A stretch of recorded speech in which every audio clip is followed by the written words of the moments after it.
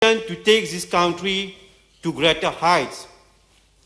His strong determination and willingness to improve the lives and standard of living of each and every individual living in this country, especially the most vulnerable. The bold and unprecedented measures taken under such difficult economic circumstances speaks for itself. I will have the opportunity to elaborate more during my speech. So, I wish to make it very clear to the honorable member that we do not praise this Prime Minister so that we can stand as candidate for the next elections.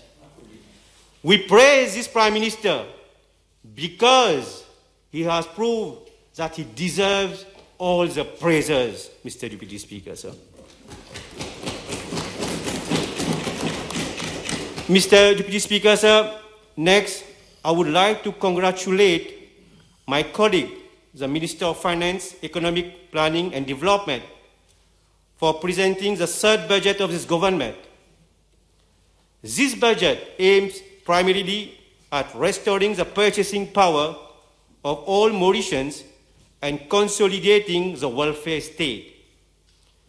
In spite of the international economic turmoil, geopolitical changes, and global health challenges, my colleague, the Honorable Dr. Padayachi, has succeeded in this budget to meet the expectations of the different segments of the society. The workers, SMEs, the elderly, the youth, and more importantly, the vulnerable groups have been given due consideration. He has skillfully crafted a budget that contains a series of measures to consolidate social justice, redynamize the agro-industry, alleviate the hardships of the poor, and promote the well-being of the Mauritians. Mr. Deputy Speaker, sir, I wish to remind the House that last year's budget focused on recovery, revival, and resilience. Now that the economy is recovering, we have come forward with a budget for the people, with the people. Mr. Deputy Speaker, sir, allow me to briefly highlight the salient features of this budget. First, we propose a series of measures, amongst others, payment of a monthly income allowance of 1,000 rupees to all employees drawing less than 15,000, and an increase in basic retirement pension by a minimum of 1,000 rupees to restore the purchasing power of the population. These measures will benefit more than 650,000 persons directly, Mr. Speaker. Second, we have abolished municipal tax to create an equitable treatment between rural and urban residents. 110,000 households will benefit from this measure. Third, we have increased subsidies for cooking gas, rice, and flour, and introduced price control on several basic commodities. An amount of 500 million rupees has been allocated to the State Trading Corporation for importation and sale of essential products at a subsidized rate. These measures also, Mr. Deputy Speaker, sir, will greatly alleviate the burdens of the poorest section of our population and mitigate rising prices of basic commodities. Fourth, we are introducing regressive pricing for pharmaceutical products to contain price increases. Fifth, we are consolidating the welfare state through further increase in social benefits for the elderly, children, widows, and people with disabilities, and increasing the financial assistance for overseas medical treatment. In fact, Mr. Deputy Speaker, sir, the budget provides 45.4 billion rupees for social transfers compared to 37.7 billion rupees in 2021-2022 budget. Monsieur le Vice-président, plus socialiste que ça, on meurt. 6, we have introduced several incentives in the agro sector to encourage planters to produce local products for local consumption, to reduce our dependence on imports, and achieve a higher level of self-sufficiency, particularly at a time when the war in Ukraine is disrupting world food supply and creating food shortages. Monsieur le Vice-président, ce budget est allé au-delà des attentes de la population et apporte un soulagement aux démunis et la classe moyenne qui faisaient face à une érosion de leur pouvoir d'achat. L'histoire retiendra que ce gouvernement a pu faire ce qu'aucun gouvernement a fait pour les groupes vulnérables de notre société. Permettez-moi ici, Monsieur le Vice-président, de citer Antoine de Saint-Exupéry. Je cite, « Pour ce qui est de l'avenir, il ne s'agit pas de le prévoir, mais de le rendre possible. » Fin de citation. C'est ce qu'on fait en tant que gouvernement responsable à travers ce budget, Monsieur le Vice-président. Mr. Deputy Speaker, sir, this government will go down in history as a government which has not spared any means and efforts to protect and safeguard the rights of the workers and the vulnerable groups. This government dared since 2014 to come up with innovative and bold measures that no previous government, the so-called socialist government, had the courage to come forward. Since 2014, we have increased basic pensions for the elderly, widows, orphans, and disabled persons, and introduced unprecedented measures such as the minimum wage, the negative income tax, the portable retirement gratuity scheme, the wage assistance and self-employed assistance scheme, in which government injected not less than 27 billion rupees and saved more than 100,000 jobs. In this budget, we have announced a series of measures to alleviate the suffering of the poor and help them to face the world food price inflation, which is beyond the control of this government. Monsieur le Vice-président, cette panoplie de mesures prises depuis 2014 clairement démontre la volonté de ce gouvernement de promouvoir le bien-être et l'épanouissement de nos compatriotes au bas de l'échelle et le plus démunis de notre société. Mr. Deputy Speaker, sir, as a caring and responsible government, we have done our best within our means to provide maximum support and protection to the vulnerable groups. We shall continue to do so, Mr. Deputy Speaker, sir, because we firmly believe that people should be at the center of development. Mr. Deputy Speaker, sir, the 2022-2023 budget is widely recognized as a forward-looking one, which provides the means for realizing our vision for a society where unity, equality, solidarity, as well as social harmony remain entrenched as core values in our socio-economic fabrics. The policy measures outlined in the 2022-2023 budget do not only cater for economic recovery, but also at creating an inclusive society. In fact, every Mauritian agrees that in the present context, the Minister of Finance, Economic Planning and Development had no other option than to come up with a budget that would mitigate the adverse impact of the COVID-19 pandemic.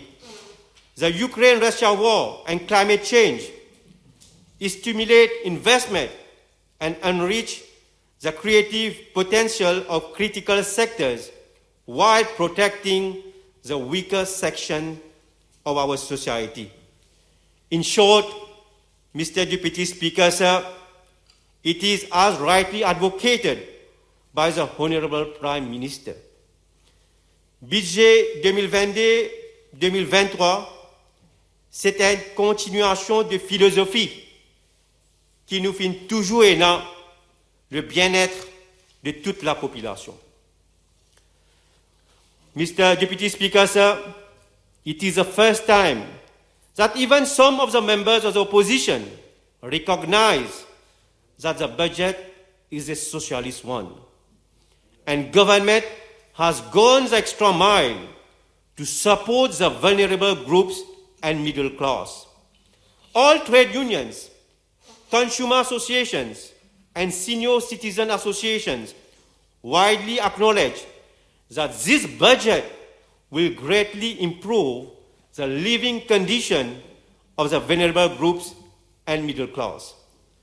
Let me quote what Honorable Paul Béranger said about this budget, and which was reported in Le Défi newspaper on Wednesday 8 June 2022. I quote, il y a eu un certain effort, mais ce n'est pas suffisant. End of quote. This is a clear indication that the budget 2022-2023 budget has gone beyond the expectation of everybody and taken the members of the opposition by surprise. Mr. Deputy Speaker, sir, we have to reckon with the fact that this budget has been crafted against the backdrop of uncertainties. The economic impacts emanating from Russia's invasion of Ukraine are far-reaching and adversely affecting prices of commodities and compromising world peace. All economic fundamentals are being questioned, and even IMF and the World Bank are constantly reviewing the global growth projections. Mauritius, being a remote country from all its main export markets and tourism markets, is likely to bear the brunt of external shocks. Hats off to my colleague, the Honorable Dr. Padachi, who in spite of his difficult international context, succeeded in producing a budget which protects the vulnerable groups and middle class and address the concerns of the population at large. Mr. Deputy Speaker, sir, before dwelling on my ministry, I would like to touch on one particular aspect which is very dear to me, that is the youth of this country. The youth is our most valuable asset for the future of this country. They have the potential and intellectual capabilities which, if properly harnessed and guided, could bring the country to new heights of development. Youth development and empowerment has always been our topmost priority. In all budget, this government has introduced several measures, incentives, and schemes to enable them to develop their creative talents, their innate skills, and provide them with opportunities to develop their own business and contribute to the socio-economic development of Mauritius.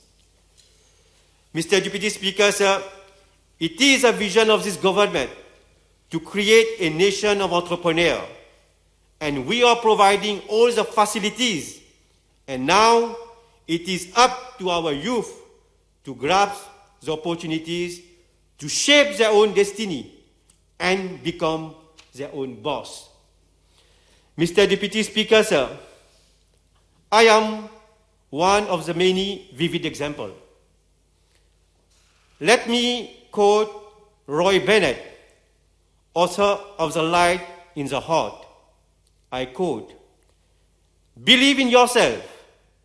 You are braver than you think, more talented than you know, and capable of more than you imagine." End of quote.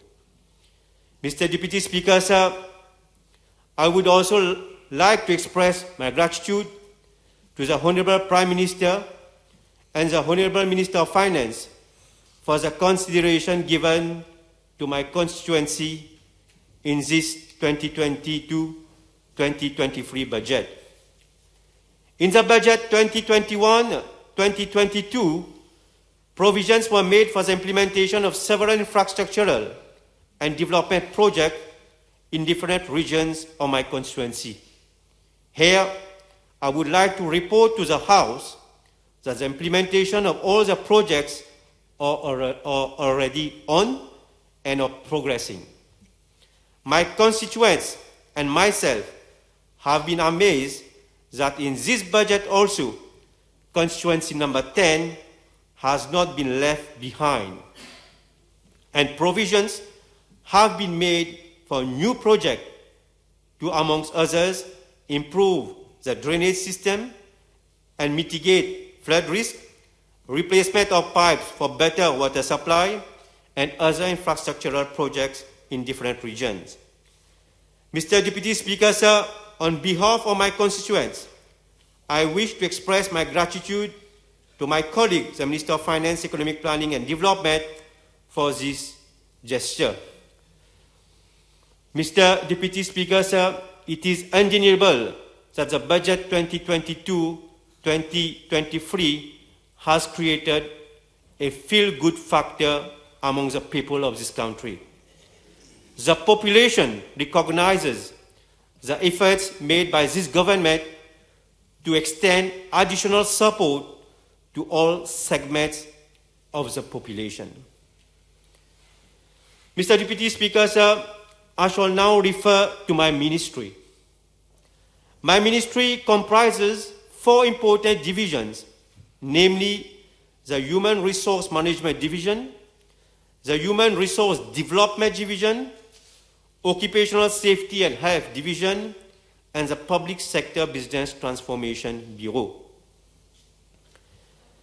Mr. Deputy Speaker, sir, the Human Resource Management Division of my ministry has a key role in ensuring that ministries and departments are properly manned with appropriate human resources to implement government policies, programs, and projects providing quality service to the public.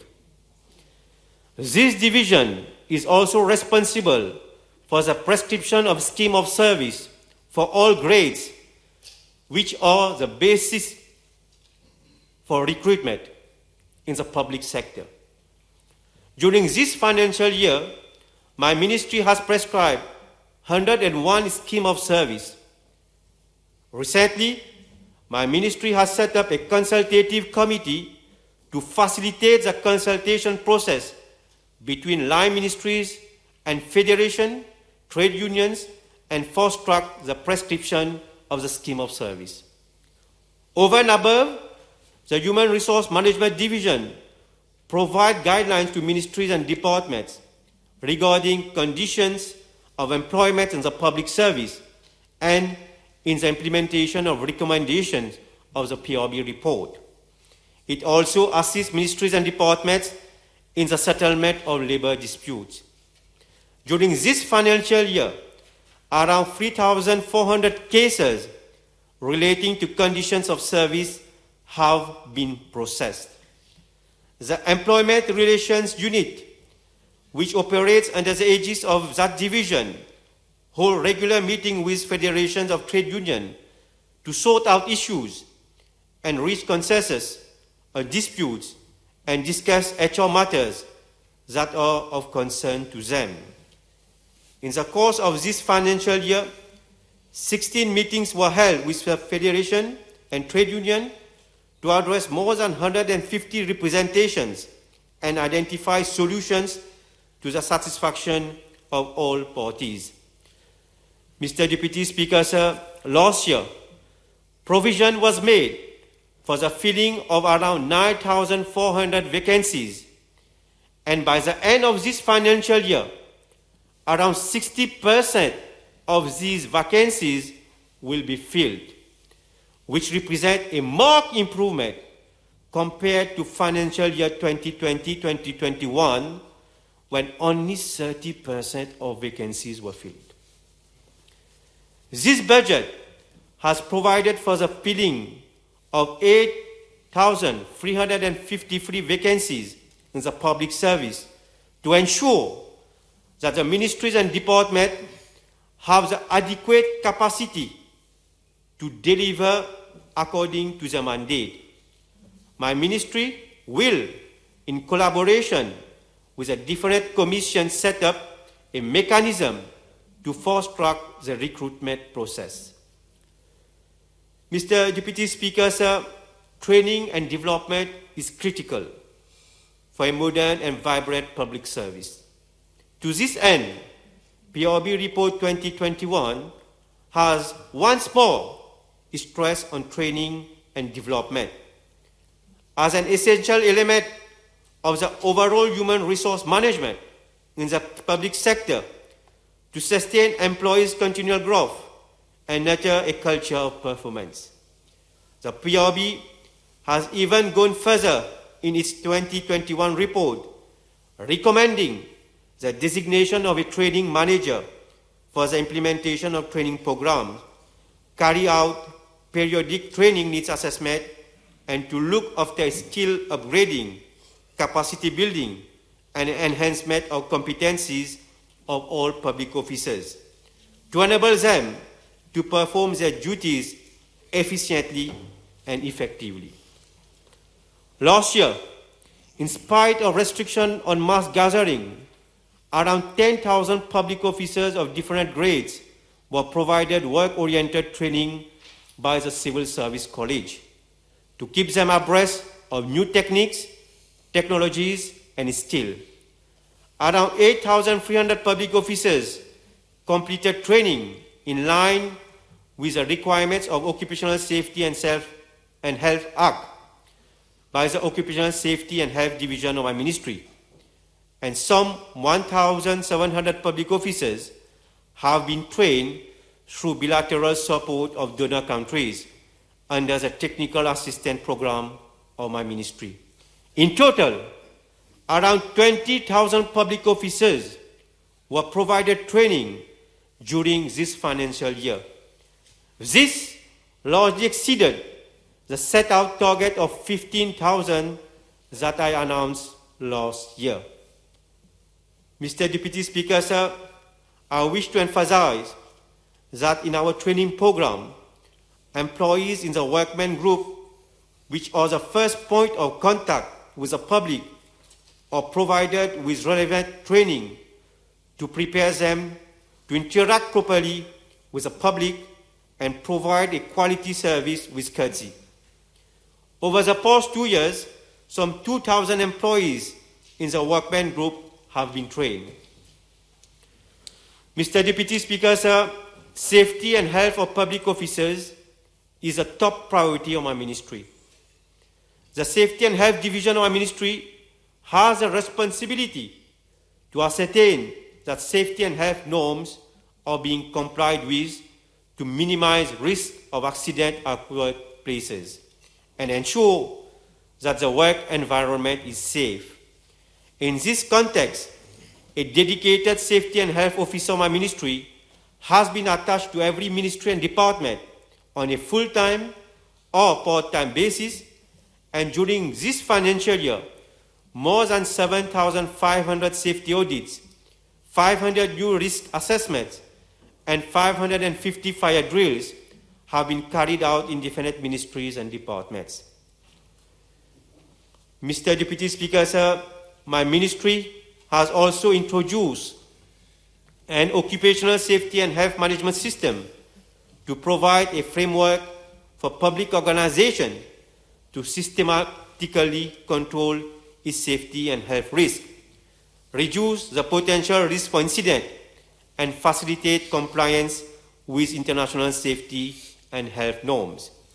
This system is currently being implemented in 19 ministries and departments, covering 77 work sites in the public service.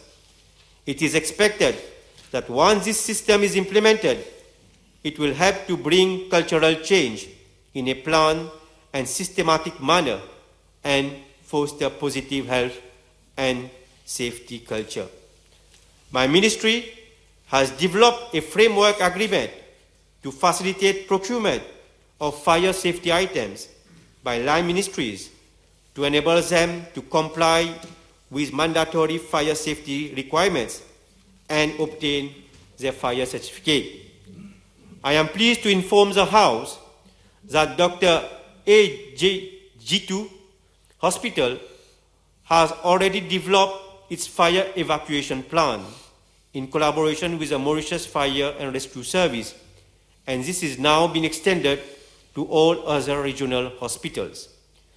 During this financial year, my ministry has also developed a protocol for the management of injury and illness at the workplace to serve as guideline to accounting officers on how to manage work-related injuries and illness within ministries and departments.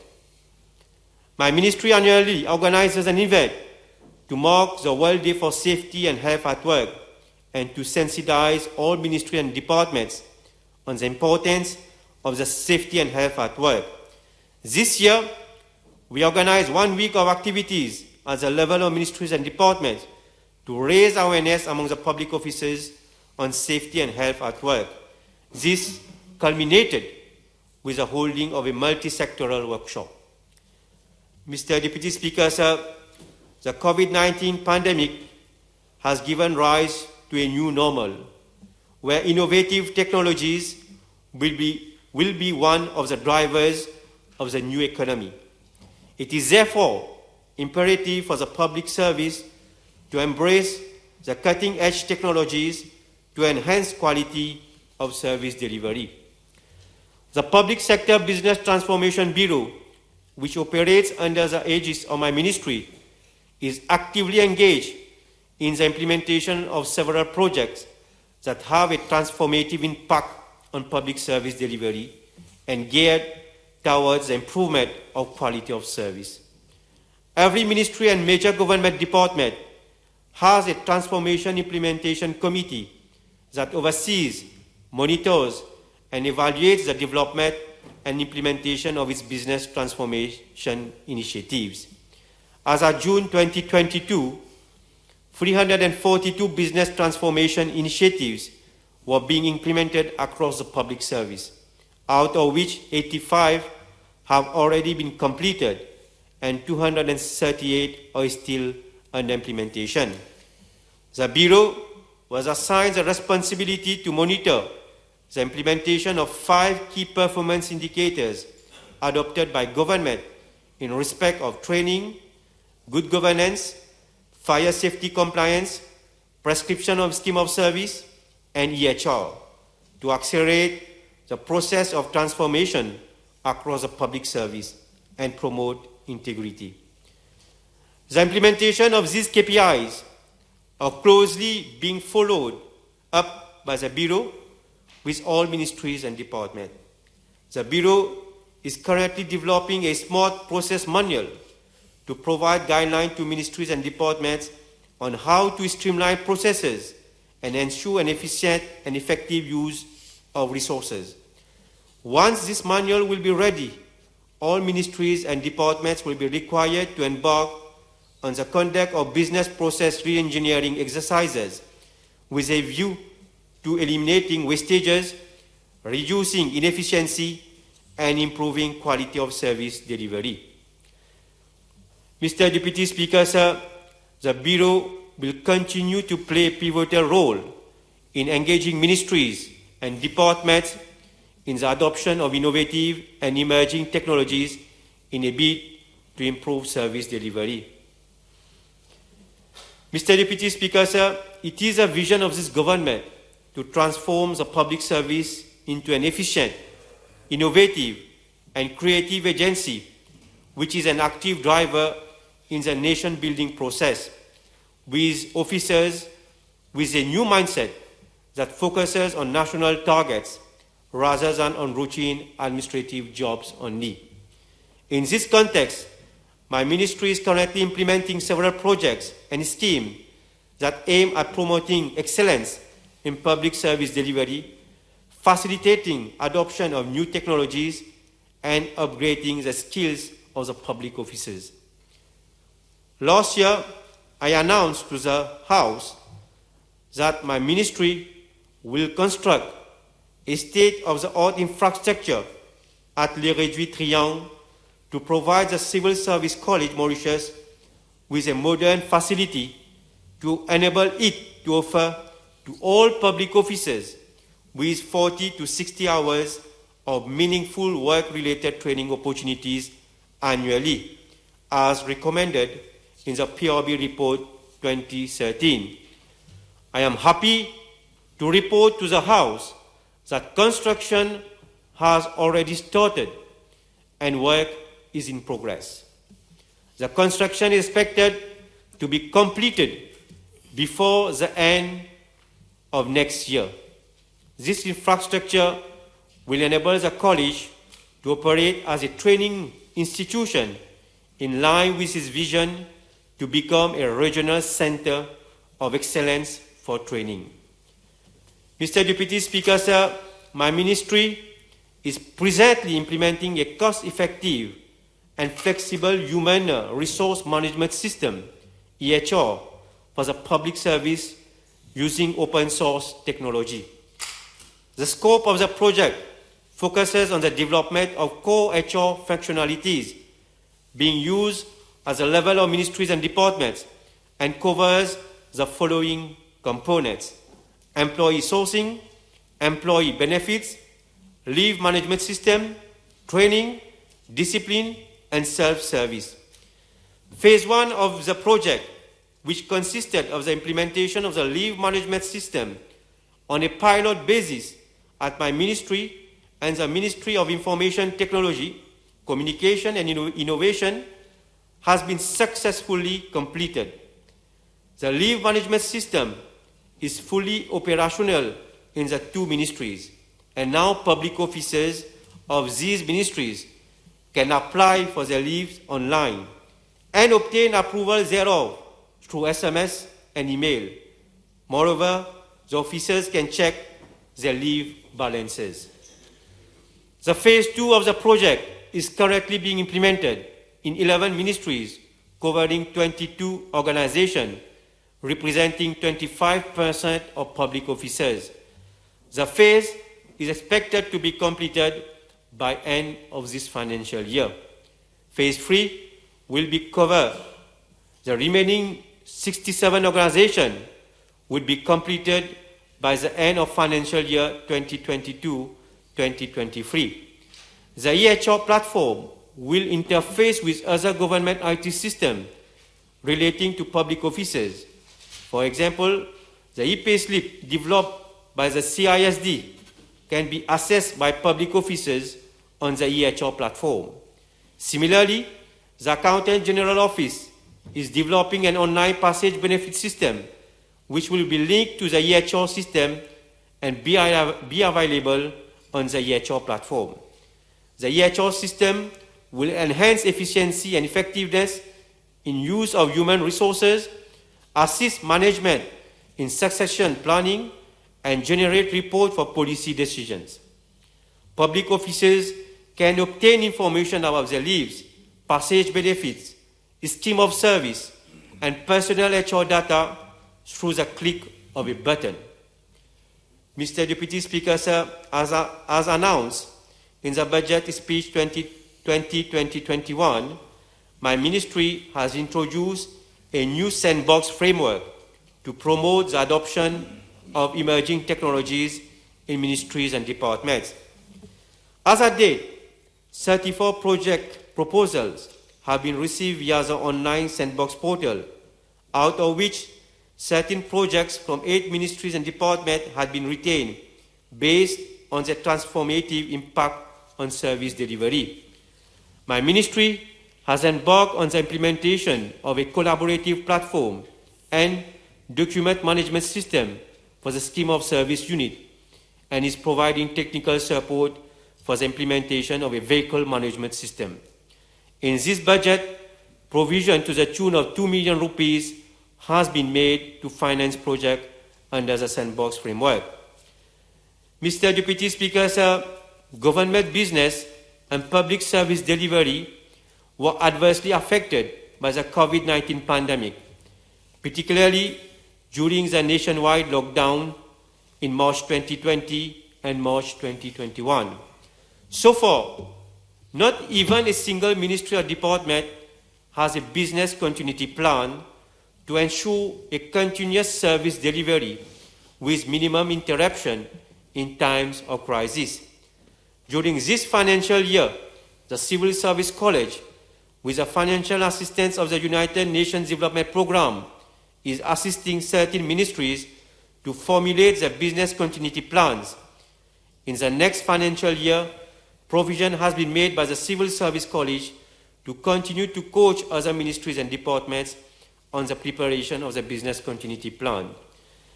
Mr. Deputy Speaker, sir, such a plan will ensure that in times of crisis and calamities, there is continuity in government business, and the citizens are not deprived of government services. Mr. Deputy Speaker, sir, EDMS is a key driver of public sector transformation and ensuring business continuity. In this context, UNDP has agreed to provide technical and financial assistance for the implementation of the EDMS on a pilot basis at my ministry. The procurement exercise for this project is currently being carried out by the UNDP, and tender will be awarded shortly. The project will be implemented by the end of this year. On the basis of outcome of the project, government will consider possibility of implementing the project across the public service. Mr. Deputy Speaker, sir, my ministry pursued the implementation of the Enhancement of Work Environment Programme, EWEP, for financial year 2021-2022 and has provided financial support for projects relating to protection of public officers against COVID-19 infection. As at date, 1,200 projects have been funded under this program. Mr. Deputy Speaker, sir, experience has shown that organizations which embrace innovative ideas and international best practices are more resilient to external environment factors and are able to perform better. In this context, my ministry has since 2006 introduced a Public Service Excellence Award, which provides public institutions with an effective tool to improve the quality of service delivery and create new ways of doing government business, to facilitate socio-economic development and increase wealth for the betterment of the nation. This award is now becoming an annual feature that serves as a motivational tool for the continuous improvement of our service delivery. The award is running in its 14th year and has so far attracted 552 public organizations. Mr. Deputy Speaker, sir, my ministry has a responsibility to ensure that the recommendations contained in the PRB Report 2021 are duly implemented in the public sector. In this context, a standing committee has been set up at the level of our ministry to oversee the effective implementation of PRB recommendations and guideline ministries on the proper interpretation of recommendations in the event they are facing difficulties. So far, 70% of actions recommended in the PRB report have already been implemented. Following the publication of the PRB 2021 report, my ministry received 216 representations on errors and omissions, which have been transmitted to the PRB for consideration in its addendum report. Mr. Speaker, sir, over the past 2 years, the Public Officers Welfare Council could not organize major welfare activities for the benefit of public officers due to sanitary restrictions and limitation on mass gathering. The Council did organize certain online activities, such as art and essay competition, and as from next financial year, the Council will resume all its activities. I wish to thank my colleague, the Honorable Dr. Padachi, for increasing the grant of the Public Officers Welfare Council from 3.5 million rupees to 5 million rupees. This will allow the Council to recruit its own staff and build up capacity within the organization.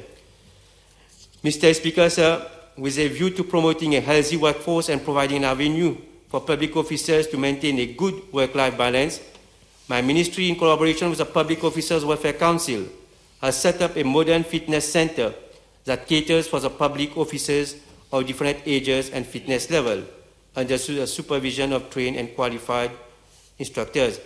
It is equipped with the latest and high-tech fitness accessories, high-end cardio machines, and other heavy-duty exercise equipment. It is the first time that the government has set up such a facility for the benefit of public officers. This initiative bears testimony to the importance that this government attaches to the welfare of the public officers. Monsieur le Vice-président, le budget 2022-2023 est un budget socialiste qui correspond parfaitement aux attentes de non seulement le plus vulnérable, mais également de tous les segments de la population. C'est un budget qui répond aux besoins des différents secteurs économiques. Les mesures proposées dans ce budget sont allées au-delà des espérances de toutes les parties prenantes. C'est un budget qui vise à combattre la pauvreté, à créer plus d'emplois pour les jeunes et les femmes, et stimuler davantage les investissements, soutenir les petites et moyennes entreprises et réduire notre dépendance aux importations alimentaires. Above all, Mr. Deputy Speaker, sir, this budget is demonstrating to the world that solidarity matters. Solidarity is critical for social peace and cohesion, and that this government means business and is walking the talk. Mr. Deputy Speaker, sir, let me quote the former President of the United States of America, Barack Obama, said, I quote, "A budget is more than a series of numbers on a page. It is an embodiment of our values," end of quote. That this is what we have done in this budget, Mr. Deputy Speaker, sir. I thank you for your attention.